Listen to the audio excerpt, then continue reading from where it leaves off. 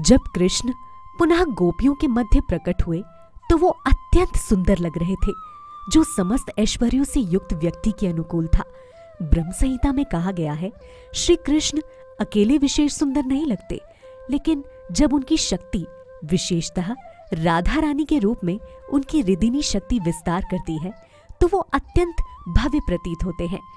आनंद चिन्मय रस, इसका अर्थ है कि उनका शरीर नित्य आनंद तथा ज्ञान का दिव्य स्वरूप है। कृष्ण विभिन्न शक्तियों से निरंतर घिरे रहते हैं, इसलिए वो पूर्ण और सुंदर हैं। हमें ब्रह्म संहिता तथा स्कंद पुराण से पता चलता है कि कृष्ण निरंतर हजारों लक्ष्मियों से घिरे रहते हैं। ये गोपियां लक्ष्मियां ही हैं, जिनके साथ कृष्ण यमुना तट पर हाथ में हाथ डालकर घूमते थे। जब कृष्ण ने यमुना तट पर स्थित जंगल में प्रवेश किया तो चांदनी से आसपास का सारा अंधकार दूर हो गया। ऋतु के अनुकूल कुंद तथा कदम फूल खिल रहे थे और मंद वायु उनकी सुगंध को फैला रही थी। सुगंध को मधु समझकर वायु के साथ मधुमक्खियां भी मंडरा रही थी। गोपियों ने नर्म बालू को बराबर किया और उसके ऊपर वस्त्र रखकर श्री कृष्ण के बैठने के लिए गुदगुदा आसन तैयार किया। वहां पर जितनी गोपियां एकत्र थी, लगभग वे सब वेदांती थी।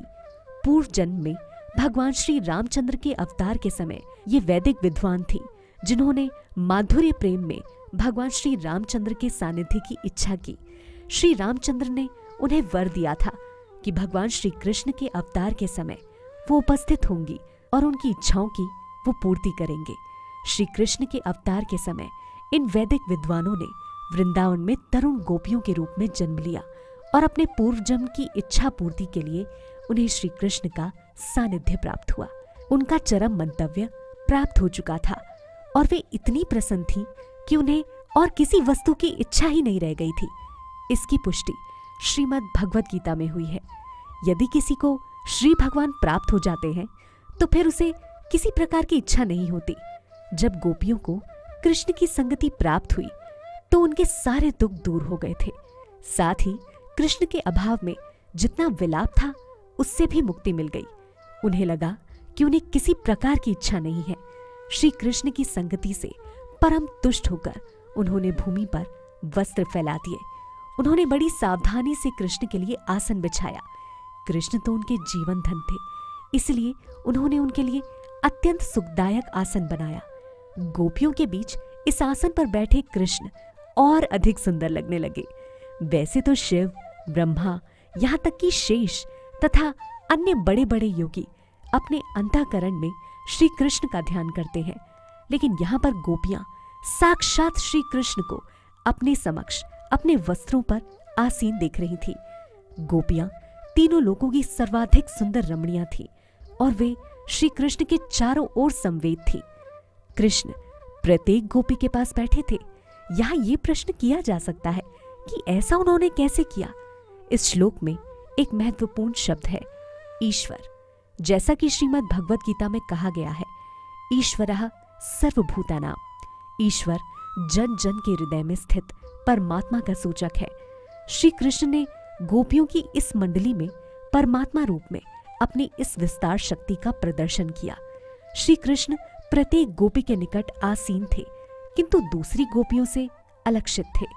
श्री कृष्ण गोपियों पर इतने दयालु थे कि उनके हृदय में विराजमान होकर योग ध्यान में अवगम्य होने के बजाय वो गोपियों के निकट आसीन थे। अपने आप को बाहर आसीन करके उन्होंने गोपियों पर विशेष कृपा की, क्योंकि वो सारी सृष्टि की चुनी हुई सुंदरियां थी। अपने प्राण प्यारे को पाकर गोपियां अपनी बाहें मटकाकर उन्हें प्रसन्न करने लगी और अपना क्रोध छुपाकर हंसने लगी। कुछ गोपियां उनके चरण कमलों को अपनी गोद में लेकर सहलाने लगी और हंस हंसकर अपना गौण क्रोध इस प्रकार प्रकट करने लगी, हे कृष्ण, हम वृंदावन की सामान्य स्त्रियां हैं और वैदिक ज्ञान के विषय में अधिक नहीं जानती कि क्या सही है और क्या गलत। इसलिए हम आपसे प्रश्न कर रही हैं और आप परम विद्वान हैं, इसलिए आप सही सही उत्तर दे सकते हैं।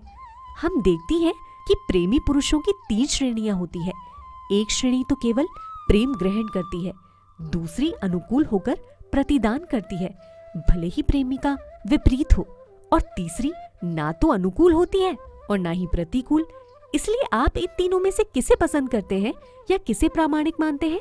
उत्तर में श्री कृष्ण ने कहा, सखियों, जो लोग प्रेम व्यापार में केवल प्रतिदान करना चाहते हैं वो व्यापारी तुल्य हैं। वो उतना ही देना जानते हैं जितना उन्हें प्राप्त होता है। इसलिए यहाँ पर प्रेम का प्रश्न ही नहीं उठता। वो तो मात्र स्वार्थपूर्ण अथवा स्वकेंद्रित व्यापार है। भले ही किसी में रंच भर भी प्रेम ना हो, वो इन व्यापारियों से श्रेष्ठ है। दूसरी श्रेणी के लोग पहली श्रेणी से श्रेष्ठ हैं, जो दूसरे पक्ष से विरोध पाने पर भी प्रेम करते हैं। जब माता पिता अपनी संतानों को उनकी उपेक्षा के बावजूद प्रेम करते हैं तो वो एकनिष्ठ प्रेम है। तीसरी श्रेणी के लोग ना तो प्रतिदान करते हैं ना उपेक्षा। इनकी दो उप श्रेणियां हैं। एक आत्मतुष्ट रहती है, जिसे किसी के प्रेम की आवश्यकता नहीं है। ये लोग आत्माराम कहलाते हैं, मतलब वो श्री भगवान के विचारों में ही लीन रहते हैं। इसलिए इसकी परवाह नहीं रहती कि कोई उन्हें प्रेम करता है या नहीं। लेकिन दूसरी उपश्रेणी कृतज्ञों की है। ये लोग अपने गुरुजनों के प्रति विद्रोह करते हैं। उदाहरण के तौर पर एक पुत्र अपने प्रिय माता पिता से सारी वस्तुएं प्राप्त करके भी कृतज्ञ होकर प्रतिदान नहीं करता। इस श्रेणी के लोग सामान्यतः गुरुद्रोह कहलाते हैं, जिसका अर्थ है कि वो अपने माता पिता अथवा गुरु की कृपा प्राप्त करके भी उनकी उपेक्षा करते हैं। इस प्रकार कृष्ण ने गोपियों के उन प्रश्नों का भी उत्तर दिया जो अप्रत्यक्ष रूप में उनसे संबंधित थे कि उन्होंने गोपियों के व्यवहार को ठीक से नहीं समझा। उत्तर में श्री कृष्ण ने कहा कि श्री भगवान रूप में वो आत्माराम है, उन्हें किसी के प्रेम की आवश्यकता नहीं है। लेकिन साथ ही उन्होंने ये भी कहा कि वो कृतज्ञ नहीं है। श्री कृष्ण ने आगे कहा, सखियों, कदाचित मेरे शब्दों तथा कार्यों से तुम्हें पीड़ा पहुंची हो, किंतु तुम्हें ज्ञात हो कि कभी कभी मैं अपने प्रति भक्तों द्वारा किए गए कार्यों का प्रत्युत्तर नहीं देता। मेरे भक्त मुझ पर अत्यधिक आसक्त हैं, किंतु कभी कभी मैं ठीक से उनके भावों का प्रत्युत्तर नहीं देता, जिससे मेरे प्रति उनका प्रेम और बढ़े। यदि मैं सरलता से उपलब्ध हो जाऊं तो वो सोच सकते हैं कि कृष्ण इतने सर्वसुलभ हैं, इसीलिए मैं कभी कभी प्रत्युत्तर नहीं देता।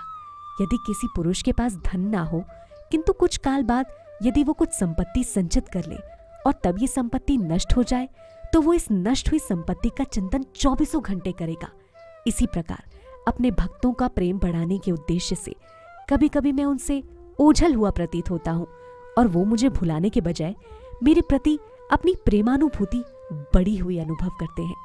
प्रिय सखियों, तुम कभी ये मत सोचना कि मैं तुम्हारे साथ सामान्य भक्तों जैसा व्यवहार करता रहा हूँ। मैं ही जानता हूँ कि तुम क्या हो। तुमने सारी सामाजिक तथा धार्मिक मर्यादाओं का त्याग किया है। तुमने माता पिता से अपने सारे संबंध तोड़ दिए हैं। तुम सामाजिक बंधनों तथा धार्मिक मर्यादा की परवाह न करके मेरे पास आई और मुझसे प्रेम किया। इसलिए मैं तुम लोगों का अत्यंत कृतज्ञ हूँ। इसलिए मैं तुम्हें सामान्य भक्तों के रूप में नहीं मानता। तुम ये मत सोचो कि मैं तुमसे दूर था, मैं तुम्हारे पास ही था। मैं तो यही देख रहा था कि मेरी अनुपस्थिति में तुम मेरे लिए कितनी चिंतित रहती हो। इसलिए कृपा करके मुझ में दोष ना निकालो, क्योंकि तुम लोग मुझे इतना प्रिय मानती हो। इसलिए यदि मैंने कोई त्रुटि की हो तो मुझे क्षमा कर दो। तुम लोगों ने मेरे प्रति आदर्श अनुराग का प्रदर्शन किया है और पारिवारिक संबंधों से उत्पन्न सारी कठिनाइयों को पार किया है। कृपया अपने उच्च आदर्श चरित्र से प्रसन्न हो, क्योंकि तुम्हारे ऋण को चुका पाना मेरे लिए संभव नहीं है। वृंदावन के भक्तों द्वारा प्रकट यह आदर्श भक्ति भाव भक्ति का विशुद्धतम रूप है। प्रामाणिक शास्त्रों का आदेश है कि भक्ति को अहेतुक तथा अप्रतिहित होना चाहिए। इसका अर्थ ये हुआ कि कृष्ण भक्ति को किसी राजनीतिक या धार्मिक मर्यादा से नहीं आंका जा सकता। भक्ति सदा दिव्य होती है। गोपियों ने श्री कृष्ण के प्रति विशेष रूप से शुद्ध भक्ति प्रदर्शित की, यहाँ तक कि श्री कृष्ण स्वयं उनके ऋणी बने रहे। अगले एपिसोड में हम जानेंगे रासलीला कथाओं की कुछ जरूरी बातें जिनका पालन हमें करना चाहिए। हरे कृष्णा।